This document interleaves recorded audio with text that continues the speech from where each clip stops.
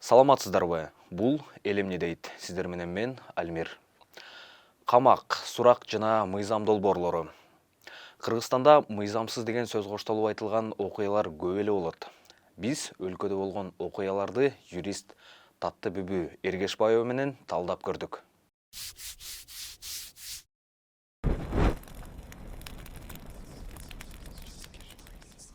Саламатсыздарбы? Мурдаңкы жылдын октябрдын акырында ошо Коста-Рика деген ресторанында 20 чактуу активисттер чогулушуп, кемпир абад суу сактагычты сактоо боюнча өзгөчө чогулуш уюштурушат. Ар ким өзүнүн оюн айтып кетишет. Учурашуу 2-3 сааттан көп болбойт да. Бирок ошонун учурунда бардык нерсеси аудио, видео записке тартылган болот. Биздин тергөө межвед группа тарабынан, ал болсо деген кабинет министри тарабынан түзүлгөн группа болуп чыгат. Анан эле ошол күндүн эртеси күнү 20дан ашык активисттерди кармап, аларды толугу менен СИЗОго отургузушат. Кылмыш кодексине карата айыпталып аткан бул болсо деген башаламандыкты, мындай массалык башаламандыкты уюштуруу боюнча өзгөчө айыпталышат да бүгүнкү күнгө чейин. Бирок арадан 2,5 айдай өттү. Бир дагы өзгөчө тергөө тарабынан мындай божомол далилдер келтире элек, тергөө далилдеричи. Андан сырткары лингвистикалык, тил жана звук, аудио, видео запись канчалык оригиналдуу түрдө өткөрүлгөнү боюнча кандайдыр бир экспертизалар толугу менен далилдер берилген эмес. Адвокаттар менен кошо бүгүнкү күндө айыпталып аткандар тергөөдө толугу менен допростон өтүшө элек. Ошонун жыйынтыгында айта кетиш керек, бүгүнкү күндө бийлик тараптан кылынып жаткан иш бул көбүнчө саясий чечим, мыйзамдык плоскостьта аз. Негизи өзү кыргыз-өзбек чек арасын аныктоо маселеси бул көбүнчө саясий плоскостька кирген иш-чара болуп калды. Анан биздин активисттер өздөрүнүн конституциялык гарантияларын колдонушуп, өздөрүнүн ойлорун айтышты.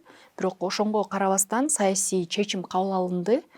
Бирок укуктук тараптан караганда мындай далилдөөчү базасы өтө аз. Жана бүгүнкү күндө эң кооптуу мен үчүн тобокелчилик бул массалык ошо төңкөрүүнү уюштуруудан бүгүнкү күндө бийликти басмырлап алуу беренеге өткөрүп атышат. Бул болсо деген өтө кооптуу. Эмнеге дегенде эки тарапта тең далилдер аз, жок дагы болушу мүмкүн. Бирок бул иштер адамдар СИЗОдо 1 жыл, 2 жыл бою отура бериши мүмкүн, кийин чыгышы мүмкүн. Эмнеге дегенде толугу менен булардын айыбы далил болбошу мүмкүн. Эң жаманы бүгүнкү күндө биз айтканбыз, мына бул конституция кабыл алынганда супер президенттик концепция. Биз айтканбыз, күчтүү саясий өзүнүн эгемендүүлүгү жок сот системасы болгон өлкөдө эч качан укук коргоочу органдар толугу менен өзүнүн иш-чарашын сапаттуу жасашпайт деп. Анан кимдин колунда көптөгөн мамлекеттик ресурстар болсо, бүгүнкү күндө бул администрация президентте, ошолор мыйзамдык плоскосттан аттап, саясий плоскосттагы чоң чечимдерди кабыл алып кое берет депчи. Мына биз бүгүнкү күндө ушул маселеге кабылдык. Жана айта кетиш керек, ошол чогулушта октябрдагы болгон Атай Бейшембеков, Орозайым Нарматова, Илгиз Шаменов алар жок болчу. Алардын арасында Клара Соронкулова эми эле Бишкекке келген болчу, Грузиядан. Гүлнара Журабаева Ысык көлдө болчу, ошол күнү эле келген Кыргызстанга. Жана кээ бир биздин активисттер ошол чогулушка үйдөгү иштери болуп эле келе албай калышкан. Бирок маселе ошондойдо, ал жердеги отурган көбүнчө аял кишилер, көбү биздин чөйрөдөгү жүргөн юристтер, укук коргоочулар жана өзгөчө өзүн мындай граждандык активисттер катары көрсөткөн адамдар. Анан ошондуктан айта кетиш керек, бул саясий чечим. Бул жерде укуктук плоскость, далилдүүлүгү абдан төмөн. Бирок ошонго карабастан бүгүнкү күндө бул иш козголуп келип атат. Негизи бул экспертизалар жүргүзүлүш керек болчу да. Анан бүгүнкү күндө канчалык түрдө өзү тергөөнүн укугу жок болчу. Далилдер чыга электин алдында медиага чыгарганычы, бул аудио, видео жазуулардычы Бул болсо деген тергөөнүн алдында как тергөө ишти жүргүзүп жаткан учурда көптөгөн экспертизадан өтпөгөн далилденбеген нерселерди өзү негизи элге чыгаруу бул алдын ала адамдын конституциялык гарантияларына мындай кол салуу деп саналат да. Ошондуктан бүгүнкү күндө ошол чыккан запистер боюнча кийин биздикилер иш бүткөндөн кийин кайра кайрылып ошо тергөөчүлөрдү жоопко тартса болот өзү негизичи. Бирок өзгөчө экспертизалар жүргүзүлүш керек да. Бул лингвистикалык, техникалык жана башка болгон түрлөрдө лингвистикалар жүргүзүлүп, ошонун жыйынтыктары чыгыш керек. Бирок лингвистика бир гана мамлекет тараптан эмес, жана көз карандысыз агентстволор тарабынан дагы жүргүзүлсө болот да, ошондой мүмкүнчүлүктөр бар. Бүгүнкү күндө мамлекеттик тараптан жүргүзүлүп атыптыр, бирок кээ бир белгилүү адвокаттардын, алардын кызыкчылыктарын колдоо боюнча болгон адвокаттардын айтышымы боюнча бүгүнкү күндө бир эле мамлекеттик эксперт ар кандай түрдө экспертизаларга жыйынтык берип атыптыр да. Негизи биз ушул тенденцияны эмнеден байкашыбыз керек? Болуп аткан өзгөчө эл аралык майдандагы абал бүгүнкү күндө бардык дүйнөнү экиге, үчкө буруп дүрбүрөтүп атат. Анан Кыргыз Республикасына, жалпысында Борбор Азияга мындай геосаясий өзгөчө өлкөлөрдүн, уюмдардын мындай таасири чоң экен Кыргыз Республикасына. Анан Кыргыз Республикасында мына Украинадагы болуп аткан абал өзгөчө ошол сценарий Борбор Азиясында кайталанбасын деп биз өтө мындай кылдаттык менен бул маселени карашыбыз керек экен. Ошон үчүн мен өзүмдүн атыман Украина өлкөсүнө жана элине ийгилик каалап кетет элем. Ушул акырына чейин башты көтөрүп, жакшы ушул абалдан өтүү үчүнчү. Жана биздин өлкөдө бул администрация президент тарабынан көптөгөн саясий чечимдер кабыл алынып атканы бул өтө терс көрүнүш. Жана бул көрүнүштүн эң башында өлкөдө эң жарык өзүнүн оюн айткан, ошо бийликтен, көпчүлүк элден өзгөчөлөнгөн ойду айткан бүгүнкү күндө менин сапаттуу коллегаларым жабыркашты эң биринчилерден болуп. Бирок биздин элде мен көбүнчө байкап атам тенденцияны беттер болсун, мага демек түгүл камакка жабылып кетсин, жок мага демек түгүл өлтүрүп коюшсун дегендердичи, атып жиберсин деген ойлор болуп атат. Бул өтө радикалдуу мындай билимсиз болгон позиция деп мен жеке өзүмдүн оюмду айта кетет элем жана чакырып кетет элем. Эгерде бүгүнкү күндө ушул активисттердин баарына же көпчүлүгүнө ушул кылмыш иши далилденип жана биздин соттор тастыктап берсе, анда булар түрмөдө отурушат ооба көп жыл. Бирок бул жерде мыйзамсыз болгон иш-чара болот бунун жалпысында. Жалпысында биз болсо деген сиздер менен ушундай бир чөйрөдөгү прецедент алабыз, өзгөчө бир саясий келишим алабыз жана ошонун жыйынтыгында ар бирибиз, сиз, мен эртең ушундай болгон инцидентке жабыркап, биз дагы кимдир ким бийликке жакпаса, биз дагы ошондой маселеге жабыркап калышыбыз мүмкүн. Ошондуктан мен ар бир жаранды чакырып кетет элем. Биз эч бир адамдын адамдык касиети жана башка нерселерин артта коюп, биз эң алгачкысы бүгүнкү күндө мыйзамдуулукка көңүл бурушубуз керек. Жалпысында мен өзү парламентте ошо адамдардын укугу жана мыйзам үстөмдүүлүгү боюнча активдүү ишмердүүлүктү аткарам. Жана айта кетиш керек, акыркы 2,5 жылдан бери ошо активдүү иштеп атабыз парламент менен. Жалпысында мына супер президенттик конституция орноштурулуп ишке киргенден бери парламент өзүнүн нотариалдык гана функциясын аткарып атат. Эмне дегенде буга өзгөчө конституцияда 2 норма бар, ошону айта кетейин. Мына конституцияда бир норма бар. Бүгүнкү күндө президент жана администрация президент өзү каалаган учурда экономикалык, коопсуздук маселелерге таянып мындай мөөнөтсүз карала турган демилгелерди, мыйзамдык демилгелерди алып кирсе болот да. Мына бүгүнкү күндө азыр статистика катары чыгарылат. Көптөгөн өзгөчө социалдык жана коопсуздук тармагында экономикалык маселелерге тиешелүү мыйзамдар администрация президент тарабынан мөөнөтсүз карала турган мыйзам катары киргизилди. Жогорку кеңеш керек болсо кээ бир мыйзамдарды 1-2 жумада карап берди. Мына ошонун жалпысында айта кетиш керек, жогорку кеңештин жакшы убактысы болбоду ал маселелерди караганга. Жана экинчиден бизде эки фракция, эки ошо парламенттик фракция менен бир депутаттык топ эле өзүнүн добушун берип койсо, ошол менен көпчүлүк аныкталып калып атат. Бул 46 депутат жана плюс дегеничи. Ошол менен көптөгөн демилгелер мындай шашылыш түрүндө жана опуртулдуу кандайдыр бир тобокелчиликтери көп мыйзам тарабынан болгон техникалар менен өтүп кетип атат да, өтүп кетти буга чейин көбү. Жана экинчиден бул кайсы норма көп учурда биз юристтер коомчулугу кыйкыра баштадык, айта баштадык. Мына регламент опурту түрдө бузулуп атат, көптөгөн тобокелчиликтерди жаратат, биз мыйзамсыз өлкөгө жол менен барып атабыз деп.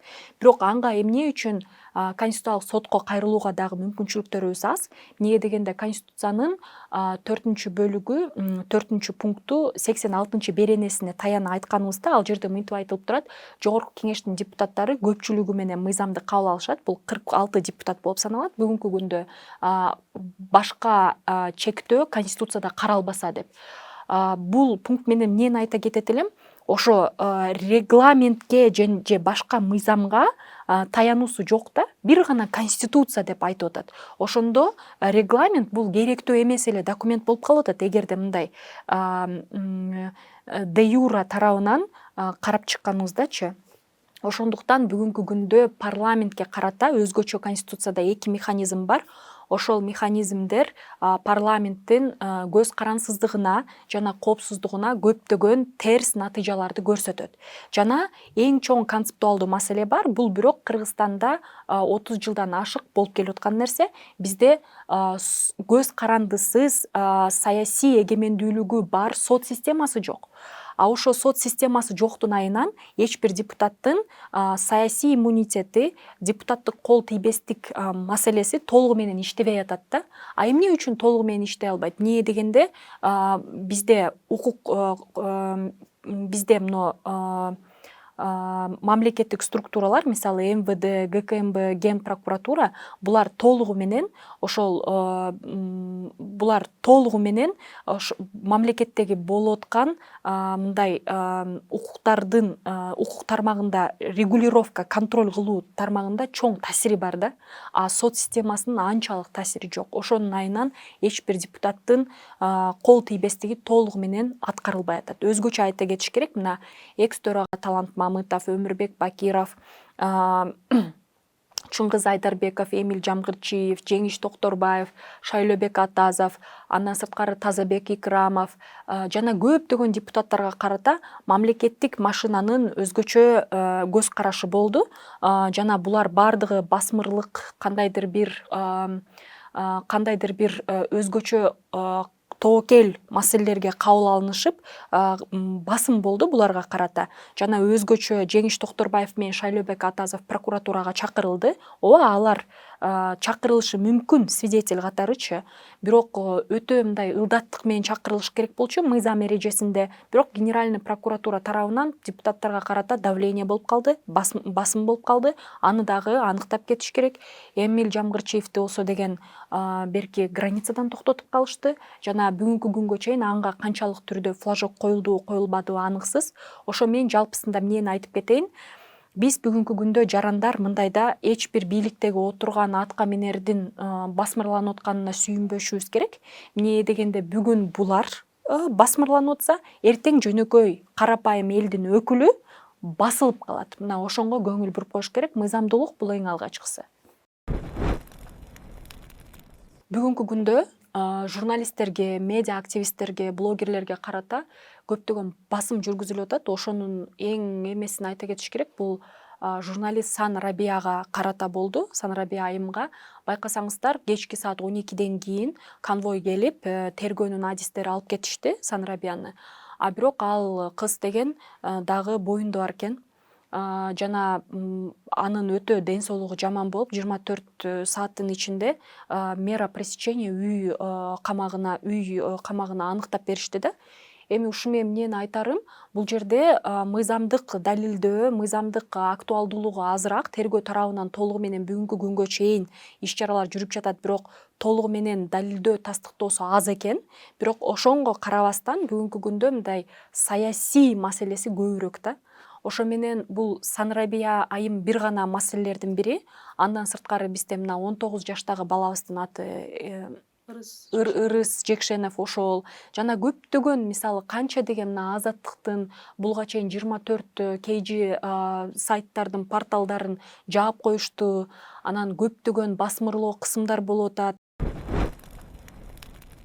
Негизи көз карандысыз медиа тармагына байкасаңыздар, мамлекетке тиешелүү, мамлекеттик болгон медиалар өзү менен өзү иштеп жатышат, аларда маселе жок.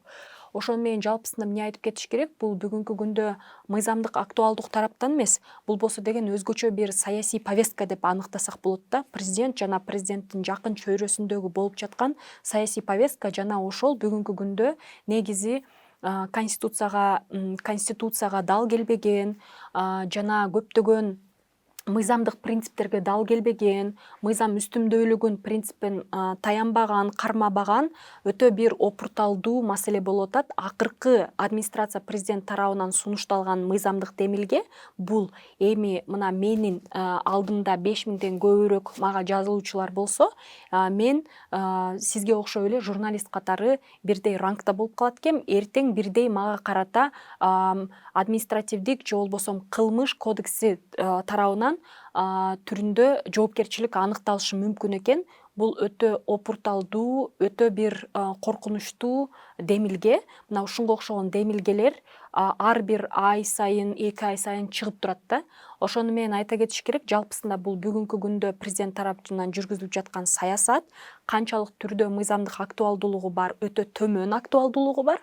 Ошол менен бүгүнкү күндө ушул тенденция кайталанып улана берет. Бир гана токтотула турган учур, бул кайсыл учурда президент өзүнүн политикалык повесткасын башкача үгүттө, башкача багытта кароого өзү чечим чыгарган учурда.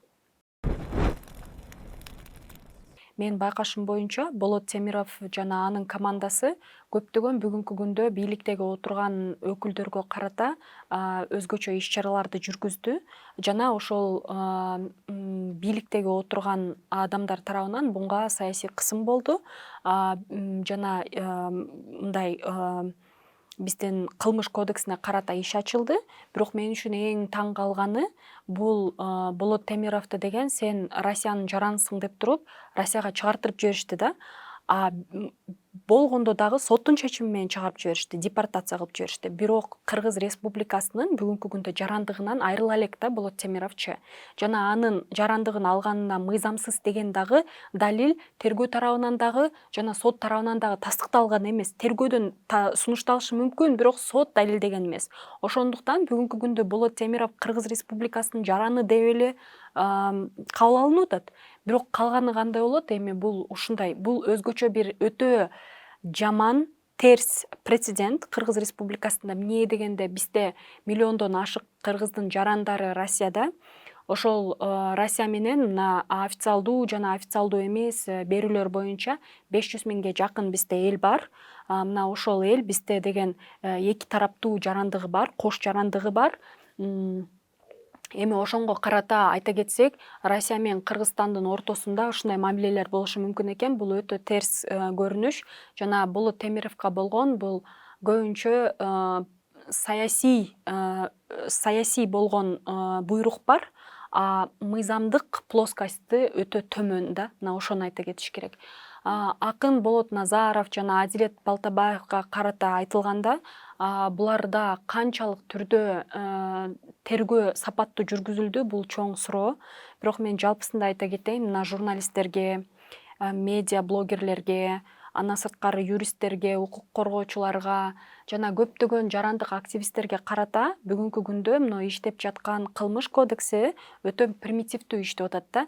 Жана кылмыш кодекси адамдар укугун азыраак эсептеп, көбүнчө мамлекеттик органдардын мамлекеттин кызыкчылыгына көбүрөөк мындай басым коюлганда, жаңы конституция кабыл алынгандан бери кылмыш кодекстер пакетине дагы бир кабыл алынган да, ошондо биз ошондо эле кылмыш кодекстерине көбүн критика менен алып чыкканбыз, айтканбыз адам укуктарына шек келтире турган нормалар бар деп.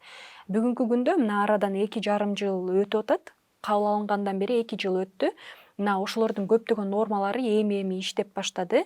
Биз сиздер менен практикада көрүп атабыз, журналисттерге карата, жарандык активисттерге карата канчалык бийликтин позициясына дал келбеген протесттик настроенияны көрсөткөн сайын ошончолук булар дагы көптөгөн ушундай өздөрүнүн позицияларын көрсөтүп атышат да. Жана көбү сот адилеттүүлүгүнөн жана тергөө тарабынан жалпы жакшы тергөө материалдарын алууга мүмкүнчүлүктөрү аз болуп атат. Ошондуктан ар бир биз Кыргыз Республикасы көз карандысыз сот системасын өнүктүрүп жана адам укуктарын колдой турган системаны өнүктүрүшүбүз керек. Биздин мыйзамдуулук бул улуттук коопсуздук деген концепцияга таянышыбыз керек. Башка Кыргызстандын кандайдыр бир жолу жок да. Бир гана жол бар, бул мыйзамдуулук, мыйзам үстүмдүүлүгү, ошол адам укугу.